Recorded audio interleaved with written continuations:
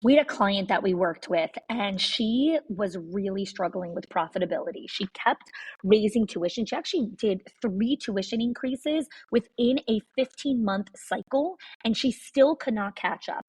So I helped her work with our 6 money leaks in schools, and she only used 3 of the 6 money leaks and cut her expenses by 50%. 50. She did not fire anyone. She did not slash any of her programs, and she did not work more hours. Again, the 6 money leaks are not hacks or spreadsheets. These are patterns. They are small decisions that feel so normal that your school does, but they quietly drain your school's profit. So if you've ever wondered why you're working so hard, but still not seeing the return, this is your first step to clarity. Click the link in the show notes and find out what it's actually costing you.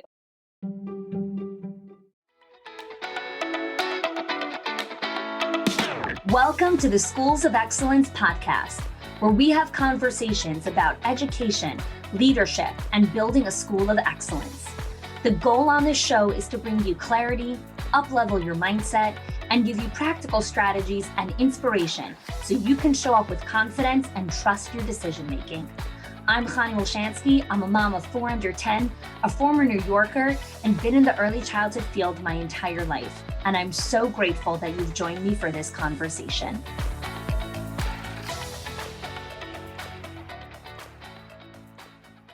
Welcome back to the Schools of Excellence podcast. This is part 2 in the Priorities Reset Call series. Last week, we spoke about reflect and restore, all of the questions and exercises and challenges of how to actually reflect on your previous 90 days and then take inventory on your commitments and obligations and what is it that you want to actually bring back into your life. And so in today's episode, we're digging into part 3 of the Priorities Reset Call, which is recasting. In today's episode, you're going to learn about who and what do you want to invite back into your life? What do you want your new priorities to be? What will you no longer be doing? What habit do you want to stop doing? And what will be the reminders to stop this habit? We really take time to work as a community, as in a group, to really understand the blockers in our life, the things that are hindering our success, not just in our daily actions, but our thoughts. You're really going to get insight into the habits that we need to stop doing are not just about, not check email or things like that, but things that we need to stop thinking in our minds that are not serving us, that are being toxic for our life, our relationship, and the goals that we really want to hit in our life. So welcome to part 2, Priorities Reset Call, recasting your life. When we look at recasting, we're asking ourselves, what and who is invited back into my life? So in the same way, when you take inventory of your closet, you take everything out of the closet and then you slowly put back, oh, I still wear this, I don't wear this, this goes to Goodwill. I still wear this, I don't wear this, it has holes, it goes to the garbage, right? And so you recast your clothing. I wear this, I don't wear this. I wear this, I don't wear this. We're going to recast your commitments. So when you look at your inventory, I want you to either take a different color pen if you have, or a highlighter, and I want you to highlight. You can only pick 10 things from that list to start with. I'm not saying it's only 10 things. I'm telling you start with 10 that you are recasting back into your life. So right now you have a clean slate. Pretend no commitments, nothing. There is nothing that I'm responsible for. There is nothing that I am committed to. Nothing. What am I inviting back? Okay, let's take a pause and I want you to do the exercise. As you started to work through this exercise of recasting, I'm curious, what were some of the first things you underlined or highlighted? This is a awareness of values in this moment, okay? Family, schools of excellence, family and pets, okay? Health, family and marriage. And again, just those 2 things, family and marriage, can consist of 20 things. Family, quality time, my health, marriage and kids, family, health, mentoring. Beautiful, beautiful. Notice our thread in this community of schools of excellence of how many of you value family, community, marriage, relationships, your own religious communities, your faith, right? There is so much commonality of the thread of what brings this community of schools of excellence together. We all share such similar high values. And that is so powerful when it comes to being in community. Now, what we highlighted first is really this lens into these are my values. This is for sure. It's the most important. I have to dedicate it, right? But now I want you to reflect again in this recasting phase. And I want you to ask yourself, is there something that's not on this list that really does need first priority before I recast these?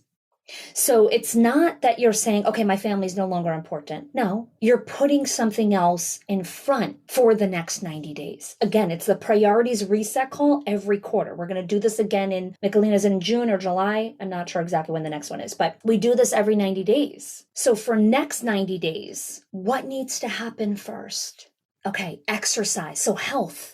Right? So while originally you had highlighted family and pets, maybe you need to say, 1 second, does health need to come first? And it's not that you're saying, okay, kids, I'm not reading you stories and I'm not doing anything for the next 90 days. That's not it, right? It's not all or nothing. It's not black or white. It's what are the commitments that I've made to my family that maybe I can dial back a little bit because I need to make space for health. You know, do I need to maybe, while I love doing this, maybe my husband can do that, or a nanny could do this, or grandma could do this or something so that I could prioritize my health, right? Remember, it takes a village. Okay, Megan, myself comes, yes, boundaries, health, breathing, meditating, going to the gym, work-life balance, a lot of focus on health, right? And mental well-being, fun, which is perfect for this month's focus all on redefining self-care, right? Because at the root of all of these things are really this component of like taking care of ourselves, my health, my exercise, my boundaries, breathing, fun, joy for ourselves. And so we've created a phenomenal, well, it's not we, it's actually Michelina. Michelina has created an incredible experience for you all for this entire month of April to really redefine what it means to take care of ourselves.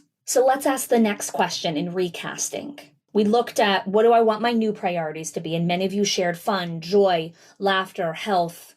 What are you no longer doing for next 90 days? The reason I keep saying that is because women especially, they look at their list and they're like, you can't take that away from me. I love making dinner for the moms that have just a baby. You can't take that away from me. I love hosting guests when they come into town. I'm not taking anything away from you. For next 90 days, what are you going to say? I can't recast you into my life until July. It's that simple, right? It's not never do this again. It's I will recast you in July. For the next 90 days, you will not be recasted into my calendar and life. You are not a bad person. You are not any less than a human being.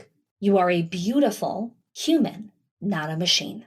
You are a beautiful human, not a machine. Maiken says, Alex and I have been talking about a project we want to do, goes hand in hand with our healing that we've been putting off and we want to focus on. Okay, right? So maybe for next 90 days, if this is your focus, then something has to come off.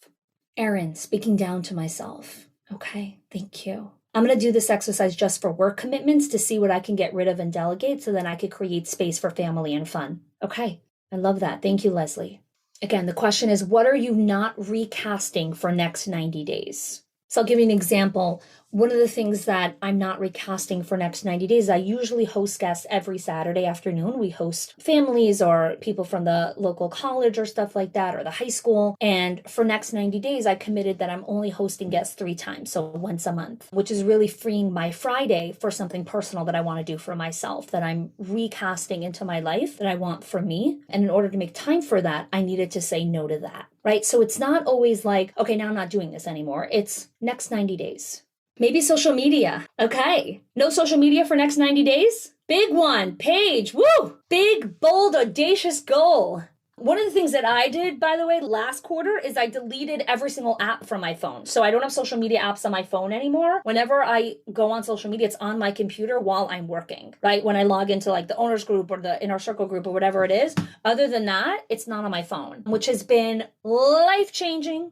Life-changing.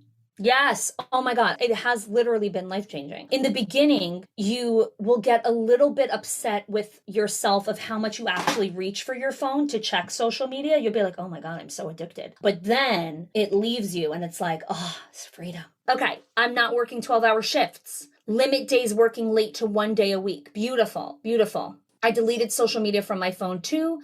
It has been great. Yeah. Sarah Schreiner has a whole system where she actually has a separate phone For work, she has a system. I don't know if she's on here now. I don't think she's away, but she has a whole system of what she's done. Paige, done and deleted. Oh my gosh. Yes. Congrats, Paige. I love that right here on the call. Yes, yes, yes, yes. Love it. Jamie, I am not recasting constant email checking. Great. Jamie, Michelina, let's get Jamie listening to the Manage Your Inbox training session on how to organize your inbox. We're going to teach you all the systems around that, and you won't be constantly checking email. Love it. Beautiful. Love these commitments. Sharon, I'm going to reduce my social media to only 1 hour a day, TV to online an hour a day. I'm going to take your advice and take Facebook off my phone. Oh, I love this. We could do like the remove Facebook from my phone challenge. Everyone could take it off their phone. Oh, we could do like a group exercise. Facebook, goodbye. Mark Zuckerberg, we are no longer supporting you on our app. Okay, not letting email dictate my day. Beautiful.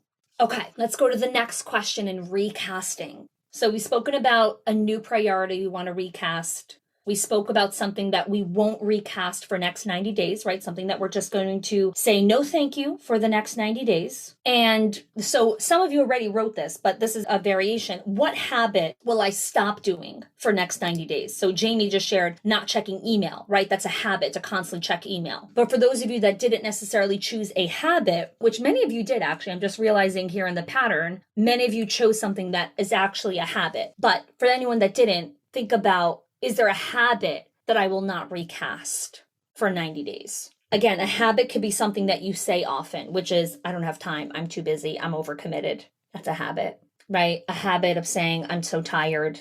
Those are habits. They're all habits. Naomi deleted Facebook from her home screen. Oh my God, this is so exciting. I love this. Deanne, I want to say no to sugar. Maybe only one Netflix show to binge watch, removing Facebook from my phone. Yes. Okay, Rosanna is going to remove the habit of saying, I can't get it all done. In order to work less, dedicate more time to my health and my kids, I'm going to leave work 30 minutes earlier than I have been for the next 90 days. Such a clear, succinct habit. I love it, Naomi. Perfectly articulated. With specificity. Kathy, negative self-talk. Paige, stop the habit of using a subconscious filter in time-related decision-making. Yes, trying to be more intentional. Leslie, I did the Facebook. It's been great. Maybe delete email from my phone. Yeah, I've been toying with that myself also. I think I might do that. I've been toying with that for a little bit. That might be the next thing I delete from my phone. Soon my phone will just be like WhatsApp and like calling, which means I could just have a flip phone. Like, I don't even need this, right? If you're an owner and a director, regional director, VP of operations, doesn't matter your role in the school, one of the things that we crave most in our leadership is accountability. As you move up in the rungs of leadership, there's really less and less accountability because there's less people that you're responsible to report to, especially when you're in the highest ranks where you're the owner. There's very little accountability. You don't really have to answer to anyone. You call all the shots. And while there's a lot of privilege in that, there's also a downside in really having to hunt for your own levels of accountability, for your own way to motivate yourself and get yourself inspired. And it could feel very lonely up there. You're looking for camaraderie, for community, for people just to link arms and surround yourself with. And it's one of our secret sauces in our Directors in Our Circle and our Owners HQ program, where members are constantly talking about how the accountability has been a game changer for them. So I want to introduce you to one of our members, Ellie Estrin, who runs a school in Atlanta, Georgia. She's been a member for many years, and she shares her experience of how the accountability continues to transform her leadership and her school. The accountability and the consistency of the group, that there's always something ongoing and there's always a challenge or something that a sprint that we're doing, and that kind of was always my hook that kept me going. So there would be like times where I might fall under the radar, and then there would be a sprint and I'd be like, oh no, I'm getting back on this. And keep going, and it would keep my motivation and keep me focused and being proactive the way that I really want to be proactive. And having the opportunity for the sessions that we call in, or if I missed one, to be able to really watch them, that was so helpful for me, and to be able to implement changes that I wanted to implement for so long, and to have the support from everybody else, and including Connie especially, to have that support and to have just all the opportunities to do that. You may have nodded your head with joy. I'm like, yes, I need accountability. I want the consistency. I want a group of people that I can lean on. And I want you to know that's a very basic human need, to want accountability and community, and just to have those relationships where you can lean on people and people can lean on you, and you're part of a community where you can contribute, where you can ask for what you need, where you can take what you need. So I really want to encourage you to apply for the Directors Inner Circle or the Owners HQ. Just to explain a little bit of the difference between our two programs.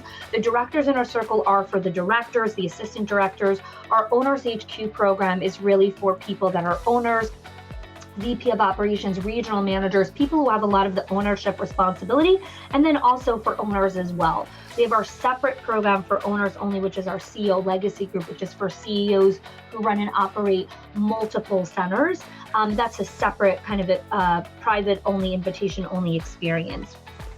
So I'd love for you to join us in the Directors Inner Circle or our Owners HQ. You could click the link in the show notes to apply, learn more about the program, see if you're a fit, and then you and I will jump on a quick call together and learn more about your goals, learn more about what you're looking for, and see if this is the right program for you for this coming year.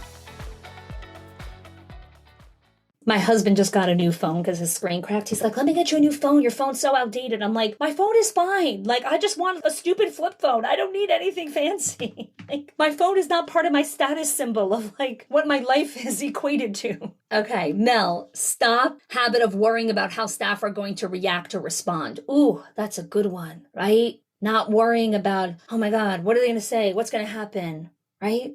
It's the overthinking. It's the overthinking. It's the overfunctioning. Oh my God, overthinking is exhausting. It is very fatiguing and it is very self-loathing. Okay, let's pause here for a moment. Sharon deleted Facebook. Okay, now she deletes the games. Okay, this is amazing. By the end of today's call, we have 20 minutes left. Everyone's going to have deleted all the apps. Heidi, I'm going to stop snoozing my alarm. Okay, right? Taking control over your sleep habits. Okay. I want to pause here because I have given you so much new information and we have worked through a lot of exercises. So let's pause and let me know in the comments if you have a specific clarifying question or something that you would like to work through when it comes to reflect, restore, or recast. Okay? And then I'm going to bring everything here full circle to help you guys wrap this up in a neat, tidy little bow. Will I repeat the question? Yes. Do you have a specific question as I work through the content today of reflection, restore, and recast? Do you have a specific question around how do I actually do this? What is the next step? I didn't understand that part. Like, again, just want to make sure that we're all aligned, and then I'm going to kind of move into the next thing. Can I get a link to the manager inbox session? Yeah, Michelina, I think maybe under this priorities reset call, we can kind of do almost like a show notes of all the things that I've referenced to in today's session. And so Michelina will take care of that for you all. Catherine, really looking at my commitments and deciding what can I get rid of? I feel like my family, my kids take up a lot of my time out of my work. Yeah, Catherine, I'm so glad you brought this up. Does anyone else feel similarly to Catherine, where their family and their children take up a huge percentage of the time that they have allotted to live on this planet in the current season of life? Just give me a yes in the comments, all of it. Okay. Yeah. Okay. So I had this interesting conversation with my mentor, Todd, a couple of months ago, and we were talking about when ambition and our values bump up against each other. So many of you that are on this call and in the Schools of Excellence community are very ambitious. You have big goals, big dreams, big hearts and souls to want to accomplish, and really looking constantly at what is my legacy? What is the next step in what I'm building and creating and leaving my mark in this world and the impact? And those ambitions are beautiful and they're not to be put down in any way. And then at the same time, you have these values of family, of faith, of community, of connection. And many times they live in this paradox. So I was asking him, how do we really work through this? Like, if we have these big ambitions, and then we also have chosen to have children and raise a family, and we have these committed relationships and all of these things. And so the big thing that I kind of took out as we kind of coached through that was remembering the seasons of life. When we're very ambitious, we can sometimes think very micro, where it's like, I have to do everything in the next year. When really, no, like, people don't die when they're 50 anymore, right? Like 100 years ago, 50 years old was like 100, if you think about it. Okay. 100 years ago, when someone lived till 50 or 60, that was like, whoa, they're so old, right? 50 years old is not old. 60 is not old, right? People live longer now. And so we haven't adopted or shifted yet of like, you're 30. You've got like 60 years left on this planet. Like, you don't have to do everything yesterday. Or you're 50. You still have a good 30, 40 years left. Where are you running?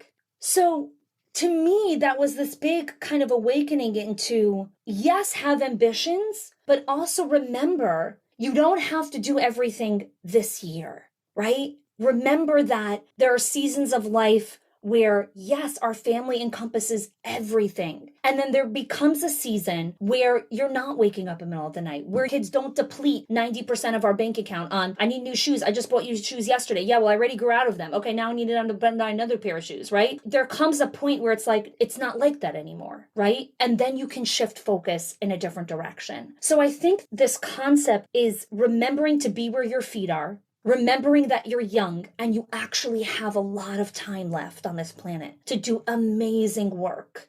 So I just want to pause. Does that resonate with you, Catherine? And for those of you that said, yes, oh my God, family is everything, like, what's hitting home for you? Because this is ultimately where the priorities reset sits. You know, am I ready to say, I'm not tackling that big goal yet, right? I've had a goal of writing a book since I started my business. I still haven't done it yet. Not for lack of ambition, not for lack of anything, but because it just can't be a priority yet. I'm just not in a season of life where I'm ready to commit to that. I will get there, right? I will write a book. That will be part of my legacy. Not yet. Homework, dinner, bath, story time, crash. Oh, story of Wednesday and Thursday and every day, right?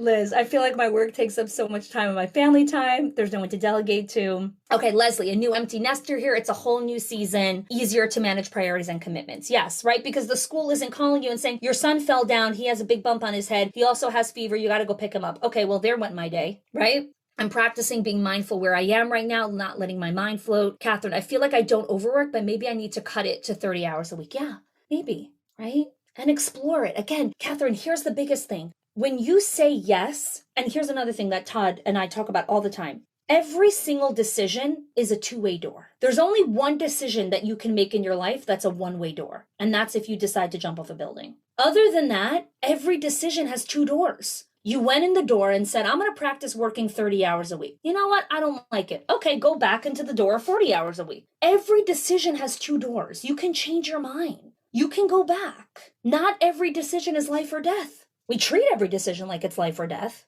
but it's not, right? Nothing is permanent. Yeah. Right? This is one of the things I've spoken about her so many times. Dr. Edie Eger, she wrote the book. We're going to have a lot of show notes, Michelina. She wrote the book, The Gift. Dr. Edith Eger. She talks about the mindset that helped her survive the camp. She's a Holocaust survivor. My pain is not permanent. My pain is temporary. I will get through this. That mantra helped her survive. And like Paige was saying, it's not permanent. If you can remember the struggle that you're in and remember this is not permanent, this is temporary, you pull yourself through that. Hold the book. Sure. The Gift. 12 Lessons to Save Your Life. Great book. Great book. Okay, let's answer a couple more things here. Paige, such a great thought. It seems obvious as it hasn't been to me over the last few years. I don't need to expand right now. Focus on my little kids and my husband. It means more in the long run. Yes, right? And that acceptance and permission to choose our husbands and our kids as our badge of honor in this season requires so much emotional maturity and self-acceptance and love of saying, this is my choice. And in a few years from now, I can do the next things. But right now, I'm investing in planting these seeds for the future because my babies are young once. Why do I always feel the need to justify my time? Ooh, such a good question. Let's put that as a strategic advisory topic. This is a great topic. I'm going to explain it in greater depth. Erin, this is why I've decided that on my half-day Fridays, I'm leaving my kids at school. I'm going to regain myself of who I am. I'm not just a mom. I'm not just a boss. I'm not just a sister. Yes, I'm Erin. Yes, you exist beyond all of the titles you have in your life, right? Okay. All right. So there's a lot that you're holding inside of you, and we work through a lot of exercises here. And so I'm going to give you some ideas for next steps. Again, choose what makes sense for you. Choose what makes sense as your next step. Okay? If you are in a committed relationship, in a marriage relationship partner, a next step would be to watch this recording and do this exercise together with your partner. So whether you choose to watch the video or just do the exercises together, doing this together as a unit from the lens of your personal life can really help you find peace when you need to choose what you're letting go of. Because you have to remember, when you choose something to let go of, it might end up shifting to your partner. Or you both have to decide that you're not saying yes to this anymore, right? Because when we say no to social commitments or community obligations, you both need to be okay with it. So that's one idea for a next step if you'd like to explore that. The next idea for a next step is in your inventory list that you took, right? That whole giant list that you wrote down. A journal prompt is, why is this on my inventory list?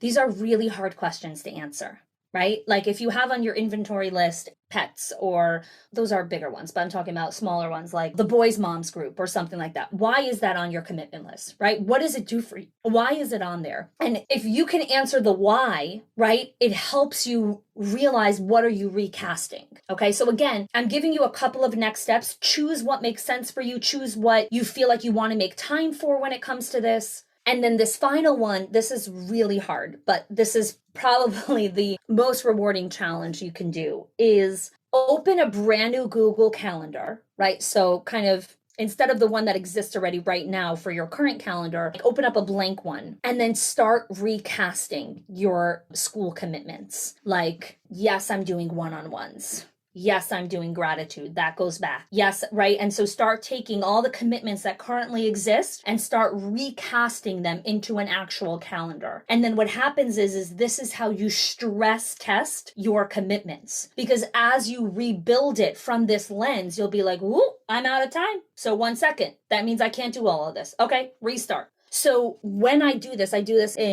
just do this right in the beginning of the year, like in January time, but I like the idea of doing this again now in this quarter, where you look at the blank calendar and you recast. You know what? I actually don't want to meet with this person. I know she was on my calendar because it was important to me last year or whatever it is, but you know what? It's not important this quarter. I'm not recasting her. I'm going to reschedule her for the summer.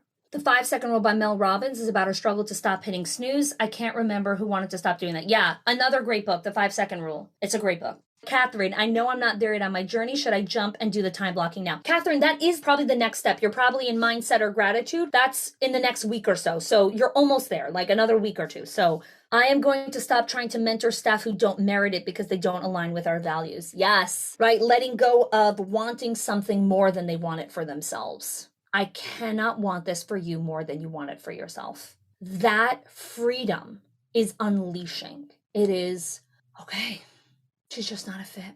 She just doesn't want this. So those are the next steps. Before I take any last minute questions or last minute insights, I want to thank every single one of you for participating, for being part of the training, for doing the exercises. And I think more than anything, what I am grateful for in these priorities reset calls is the commitment that you have to show up and choose to reinvent yourself. The commitment that you have to keep on saying, I want to evolve. I want to grow. I don't want to be stagnant. And I know no one's going to thank you for doing that, so I am. Thank you for committing to evolving, to not staying stagnant, to committing to your growth, just showing up onto these calls. It's not easy, right? Most people are not doing this. But then again, most people aren't also getting extraordinary results and leading extraordinary lives. So thanks so much for joining, and take care, everyone. All the best.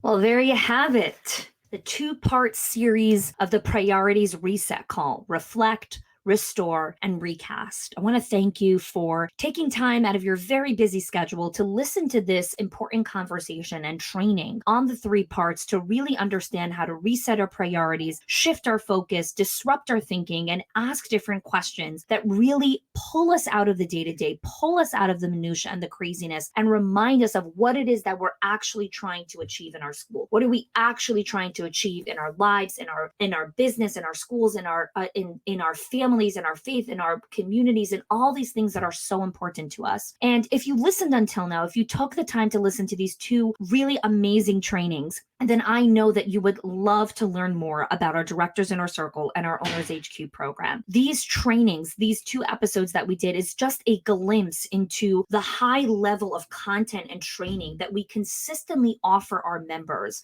exclusively to our directors and our owners, the VPs, the executive directors, the people that are part of our community. And the reason that I consistently create such high level content for our members is the Schools of Excellence programming. These exclusive programs are really here to disrupt your thinking, to pull you out of the day-to-day, right? We do not talk about the minutia in these programs. We really help you elevate your mindset, help you understand how to look at your business from a different perspective, pull you out of working in it and help you work on it, walk you through understanding that you need to stop doing and you need to start designing, creating, elevating, casting those beautiful visions. And so if you have been hunting for community, if you've been looking for a coaching and training program, a mentor, a community, guidance to really help you take your school in this next season of growth and your next season of life, then I invite you to check out the Directors Inner Circle. I invite you to check out our Owners HQ.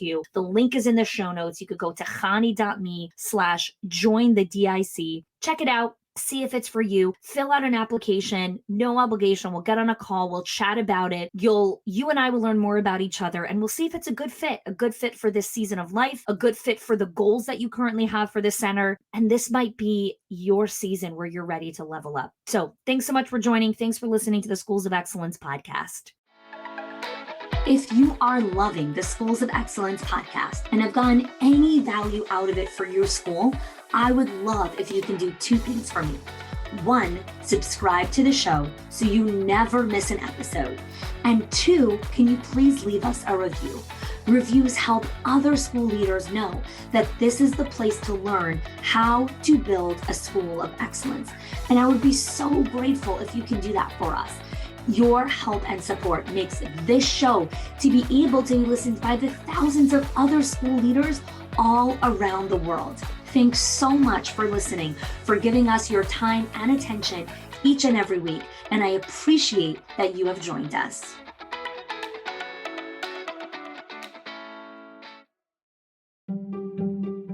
If your accountant has ever told you to cut back on professional development or slash your teacher appreciation budget or your staff development budget just so you could stay afloat, or has told you, hey, you probably can't go invest in that program, please listen. The problem is not that you're spending too much money on your people or yourself or your investment or your support system. It's that your school has invisible money leaks that are draining your profit, leaks that no spreadsheet will ever catch or accountant. So I created the 6 money leaks of schools that show you the 6 core areas that schools lose money every single month without realizing it. If you close even one of them, your profits will start to soar without sacrificing your team. Go get it now and stop blaming the things that are actually building your school.